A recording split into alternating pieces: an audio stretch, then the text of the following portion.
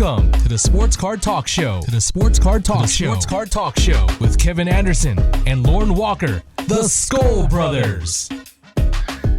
Welcome to episode 130 of the Sports Card Talk Show. We have a My Five Faves tonight. Yeah, we've got JJ. He came on the show several months ago to help us out with the Ravens for a Mount Rushmore series. He's Hobby Outpost on YouTube and Hobby Outpost on Instagram. Yeah, I'll share the screen real quick. Yeah, that's him on Instagram and YouTube. Lots of great stuff going on his YouTube channel and Instagram. Check him out for sure. I'm looking forward. It's always fun to see what people come up with for these My Five Faves. It's our little show and tell series that it's just a lot of fun. So it is, man. Before we dial them up, should we do a little trivia? Yeah. What number did you pick for me? 7. Oh, no. No, I'm messing with you. 3. Okay. In 2007, against what team did the Vikings rookie Adrian Peterson rush for 296 yards to set an NFL single game record? That would be the San Diego Chargers. Yes. Between lengthy stints with the Vikings, Fran Tarkenton spent 5 seasons with which other NFL club? The New York Football Giants. In July 2010, who did Twins designated hitter Jim Thome pass for 10th on the MLB all-time home run list? Oof. I'm gonna guess another Twins player and say Harmon Killebrew. You're right. Oh, yeah! During which month of the 2015 season did Byron Buxton make his MLB debut? Oof. I'm going to just say it's a late season call-up and say August. It was June. Oh! That's still pretty good, man. Yeah, for sure. I'm pretty proud of myself. Heck yeah. Well, we might as well dial them up, huh? Ring-a-ling-ding-dong. All right, we got JJ dialed up. How you doing tonight, JJ? Excellent. How y'all doing? We're doing great, JJ. Oh, yeah, man. We are doing really good. It's a beautiful day. It sure is, man. You doing okay with everything going on in the world nowadays? That you're safe and all that fun stuff, staying healthy. Yeah, everything's good. All you can do is push forward, man, day to day. You know, you just adapt to the way things change out there a little bit, and keep doing what you're supposed to be doing. You can't walk around in fear or anything like that. I mean, that's just my personal opinion. Yeah. Yep. So yeah, everything's great. How about y'all? Same. Yeah, pretty much the same. Try and live every day like it's as normal as you can, and just try and. Yeah. I don't know what's more crazy, the COVID or what's going on in the sports card world right now. I know it. You would think that there's no such thing as COVID-19 with everything going on in the sports cards. I mean, yeah, fluctuations, and we got some sports coming back, so that's cool. End of the month, we'll get to watch some basketball on TV. So. Yeah, looking forward to that. Yeah, me too. Well, man. Well, we appreciate you coming on to do this My Five Faves. Now, we're super excited to see what you come up with. We're going to try it a little differently today. So when you show your first card, I'm just going to make you full screen and you show the card and talk about it. And then in between cards, we'll go back to this view. We'll see how it looks. Okay, we can do that. I appreciate y'all having me on. Oh, yeah, man. It was hard to pick out 5 favorite cards, just kind of looking around, and I got a lot of cards of mine that I really like, but I just tried to skip around and pick out a few from different sides of my collections. And so I guess the first one I'll show is this was a cool card for me. This is 2019 Contenders Cracked Ice, Ed Reed and Ray Lewis. It's from the Collegiate. So it's got both of them are my Hurricanes players and my Baltimore Ravens players, probably my favorite players of all times. And just being a cracked ice, that means that it's serial numbered out of 23. So, it's a card that I might not ever get an opportunity to pick up again. So that was fun for me just to find it on eBay and be able to bid on it and pick it up. So, awesome. Yeah, cracked ice. Ed Reed and Ray Lewis on the same card in their Hurricanes. And I actually like to collect cracked ice Hurricanes anyways. anything from the contenders. So to see both of them on one was pretty cool. Both my favorite players from my college and from my pro team. Yeah. I mean, that hits a whole lot of check marks right there. It does. Yeah. So that's just one of my favorite cards for my personal stuff. And I like that one. I've been trying to pick up some dual autos of them, but of course, they skyrocket.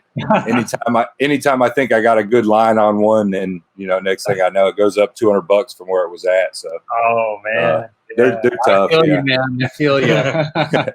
I've seen a few, and I thought, oh, this might be the one I'll be able to get, but yeah, they're tough. Just keep trying, though. You got to set aside a month's budget, maybe, and just go and just not do anything else in the hobby for a month and just pick up one of those, and I'd probably do it. Yeah, probably could do it that way. It'd be worth it. All right, so this next card I got, this is just a vintage card here that was passed down to me. This is an actual Jim Brown 1958 Topps rookie card. It's not in the best shape. It was passed down to me from my wife's grandfather. He gave me a bunch of cards at one time, a bunch of vintage cards at one time. And, he didn't even really know what all was in there. I found it in a shoebox, so it's just fun. Your quarters are a little beat up. It's got some snowing on there, but there's no rips or no creases or anything like that. But, it just reminds me, man, that, the hobby's actually been around for a long time, and, things are going crazy with a lot of the newer cards and the newer products. But there's a lot of cool older vintage stuff too. And, even just to go back to like the 2000s from Ed Reed and 2002 from Ed Reed and stuff like that you don't have to get stuck in all of the stuff that's out right now. Right. Although I do love the stuff that's out right now too, but there's just multiple parts of the hobby. What's cool about that card too, and I don't know if you make the connection to it or not, is that like the Baltimore Ravens used to be, of course I do, yeah. The Cleveland Browns. Cleveland Browns, yeah. Even though they didn't inherit their history and stuff because they kept that with Cleveland, but and that was the only thing was when they did make the move from Cleveland to Baltimore, they always said all the records and the player stats and stuff would stay with Cleveland, the Browns or whatever, and then Cleveland came back out and kept the same name. But yes, this franchise that he actually played for moved over to Baltimore. The Ravens. Whenever that just I always think of Cleveland as being, or the Ravens as being the old Cleveland Browns. So yeah, which is true. Yeah, and I forget how many years the Browns were gone. It wasn't long, but they were actually not an NFL team anymore for a little bit. Yeah, and then they came back a few more years. They gave Cleveland back their football team pretty quickly. I think it was like 2 years, maybe, give or take. And but yeah, Ozzie Newsome was, over at the Ravens for a long time. But before that, he played for the Browns, and he was a big part of that organization. And then, he came over to be a big part of Baltimore Ravens up until last year. All right, it's giveaway time. Giveaway number 1 on the road to 1,000. We have an 06 Fleer Ultra Ray Lewis game used jersey, Kings of Defense, and a 2019 Prestige Mark Andrews Extra Points 5 of 25. And how do they do this, Lorn? Now, all you have to do to get entered into this giveaway is put in the comments which card did we make a big deal of that I realized I had in the episode part 3 of Cordero Patterson's Wednesday's Wows. Yep. So just go to part 3 on the Wednesday Wows of Cordero Patterson and find the card that we make a big deal about. Yep. Put that in the comments on this video, and we will randomize it in, say, a week. Yeah. Okay. All right. Back to the video. So, you could give him 2 busts in the Hall of Fame. One as a GM and one as a player. As a player, right? Yeah, that would be cool. Yeah. All right, so moving on to my next card here. This is one of my more recent pickups. This is an Ed Reed rookie auto from 2002 Sweet Spot. It's on football, I guess not on card, but on football. And I always liked this card. I never got a chance to pick one up back in the day when I was collecting. I always wanted one. So, and it's serial numbered out of 450, and it's on football autograph. So that was pretty cool. I picked that one up about a couple weeks ago. I've seen this card a little higher priced a lot, but I found it where I was able to pick it up for like $40. And I was excited about that. Yeah. The guy had it listed with a best offer or whatever. And, I shot him low, and then we met somewhere in the middle. And so I thought it was pretty cool. Heck to be able to add a Ed Reed rookie auto to my personal collection. That's one I'll hold on to. That's one thing we talk about on some of our mail times is that they got a best offer. They have it there for a reason. Shoot them an offer. That's right. And some people are like, I'm afraid to send a best offer. It's like, it's there for a reason. Do it. You might save yourself a few bucks. Yeah, and if they get offended by the offer that you send them, then that's on them. Why worry about it? They'll send you back what they really think if they don't like your offer. And I know for me, like on my eBay, any reasonable offer, I'm accepting it. And depending on what the card is, I might even price it up a couple dollars, just assuming that somebody's going to send me an offer and not just hit the buy it now. Yeah. So, I accept a lot of offers on if I put something up on best offer, Sure. So, yeah, got to at least try. Oh, yeah. If they got the best offer on there. I can't believe you got an Ed Reed autograph for $40. I was just I like actually collecting great players from other teams now that we've done the Mount Rushmore series. And I've looked at Ray Lewis and Ed Reed autographs, and I'm like, ugh. I don't want to spend much more card that's not a Viking. Yeah, right. Yeah. Yeah, they can easily run you 100 apiece, and I've even been looking at this Contenders, and if I really was just not in the right spot, but I could have got one of his Contenders rookie autos for $140, and that was actually a good deal. It was an auction where they had a time limit on the auction, and it just went out. That 140 was their low starting bid point, and so I just wasn't able to get it at that time. But I probably would have if I had the money then, because that'd been cool. Oh heck yeah! All right, so jump on to my next card. Is a Lamar Jackson Prism, red, white, and blue Prism. I love those red, white, and blues, man. Yeah, Prism's awesome, and the red, white, and blue, is a cool retail parallel that's not too expensive compared to some of the other parallels that you get in hobby. So, and it would have been a toss-up between this one, and then I have the red and yellow optic rated rookie that I pulled on the channel. Yep. And it would have been a toss-up between those two, but the other one got sent off for grading, so I went with the red, white, and blue Prism. Right.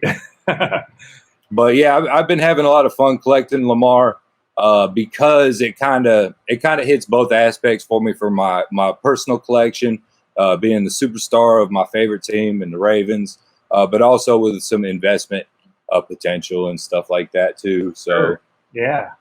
A lot of the Lamar cards I was looking into and picking them up, 6 months ago, have already increased a lot in value, just over the last 5-6 months. So it's been fun trying to pick up Lamar's for low, and now it's pretty much impossible. I was going to say, it's hard now. Yeah, it's pretty much impossible. I don't know. I was watching, I think it was a Sports Card Investor, one of them shows talking about the Prism 10 now is skyrocketing, and I haven't checked that personally, but the dollar amounts they were talking about, the base Prism 10 is crazy. Oh, so, yeah. But yeah. But I just like collecting Lamar's, second year too, first year, second year. It, like I said, it has both potential for my team, for a collection of my own, and then plus, a lot of investment potential too. So it's been fun. Cool. When you talk about investment potential, have you actually ever sold a card that's a Raven card that you like? Not yet. I have not. And I mean, to me, I like to try to collect the cards that I like, but at the same time, they're still going to have a price on them. You know, if somebody offers me enough for a certain card, I would rather sell it and try to pick up a few more cards that I like. And that's just the way I look at it. Sure. You know, some people find this one card, they fall in love with it, and they won't part with it no matter what. And that's okay too. But for me, you know, I would rather, if I get the right value out of it, you know, if I put a certain dollar amount in it and I get the right value out of it, and then I can go pick up a few more of the cards that I like for my collection, I don't mind doing that. So there you go. Kevin likes to give me crap because I almost just buy Viking cards exclusively, and as they go up, I still won't get rid of them because I love them too much. And I just wondering if we're the same way. I try to actually buy cards of players that, like, I've been putting money into Josh Rosen because I don't think I'll have a problem getting rid of his cards at all if he gets another NFL start. You know how quarterbacks are. If they get an NFL start, their cards shoot through the roof. You know, you got to get rid of them quickly because if they have a bad game, they're going back to the bench. which happens to almost all of them except for Patrick Mahomes. Right. You know, at some point or another, you know. But yeah, that's kind of part of it. But for me, I like collecting, investing, and prospecting. That's the kind of the things I look for in the hobby. And mostly when you're prospecting, you're talking about quarterbacks and stuff because a lot of the, you know, there's a few good running backs that might hold some value, but, you know, so that's what I kind of look for, just different things. I love trying to build up my collection, but at the same time, you know, I got to try to supplement my collection too. Yeah. Definitely. So I move on to the last card here. This was a card I also pulled on my channel. And this is a non-PC card, but it is one of my favorites. Drew Lock Prism Rookie Auto. This is the silver, so it's just the base silver. But yeah, I pulled this on the channel out of the only Prism hobby box that I opened. So it was pretty cool. Yeah, it's just one of my favorite cards because it's always better when you pull them yourself. You know, when you get the box and you pull them yourself, it always seems a little better. And actually, I remember when I picked up that box, I picked it up at the hobby shop for $175 when the boxes first came out, and I didn't open it right away. I sat on it for a little bit. A lot of my friends and a couple different people tried to buy the box off me to where I could have made a little money, but I didn't want to sell it. You know, I wanted to open it. At that time, I was really getting rolling on my channel, so I wanted to open it on the channel. But at the same point, I was also watching other people open some hobby boxes and getting points. And it just seemed like when Prism first came out, there was a lot of not so good boxes, you know, points and redemptions of fourth round draft picks and stuff. So, you know, it was like, you know, maybe I could get my money back, you know, but hey, I want to open it. And so I did make the decision to just open it on the channel. And yeah, the third auto out of the box was a Drew Lock, which I was already high on anyways. I remembered watching Drew Lock in college and felt like he had a lot of potential in the NFL. My brother was a Dolphins fan, so I was telling him, I said, hey, maybe you guys will end up with Drew Lock. You know, this was in last year's draft. And he was like, oh, I hope not. And I was like, yeah. And at that time, Dolphins fans already had their eye on Tua later on, you know. Oh, sure. He was like, I don't know if Drew Lock will be the answer. Because you knew you weren't going to get Kyler. Kyler was already going to go to the Cardinals, so. Right. But I always thought Drew Lock had some potential, and we'll see, you know. I mean, they gave him all the opportunities that he could possibly want over there with putting players around him, building a team around him. Yeah. You know, they gave him a lot of good weapons, and then they built the defense up a little bit too over the offseason. So it's kind of exciting. We'll see how the Broncos do this year, but I think they have a lot of potential. Yeah, for sure. Yeah, you're right about that. They definitely built the team up for him. So there's not really a whole lot of excuses. Yeah, right. Yeah, at that point, they picked up a good running back, Melvin Gordon. Yeah. Drafted Jerry Jeudy. You know, and so they already had a couple good guys over there, and even Noah Fant last year started to come on. So Sure did. I think their offense would be. Sutton looks like he could bust out and be one of the top receivers in the league. I mean, he looks like a beast, man. Absolutely. With a consistent quarterback behind him, Corton Sutton has a lot of talent. Yeah. They got a good offense. And then they picked up a couple good defensive players. AJ Boye, I can think of for sure, to stack up the defense a little bit, and that'll help them. So they might have a contention team. Well, we want to thank you for coming on, man. The cards were awesome, man. Yeah. Really enjoy that, hearing the stories and seeing other people's collections. Yeah, I love show and tell days. Yeah. Well, I had fun. I always have fun coming on, and I do appreciate what you guys do with the community on YouTube, and you guys put in a lot of hard work, and it's awesome.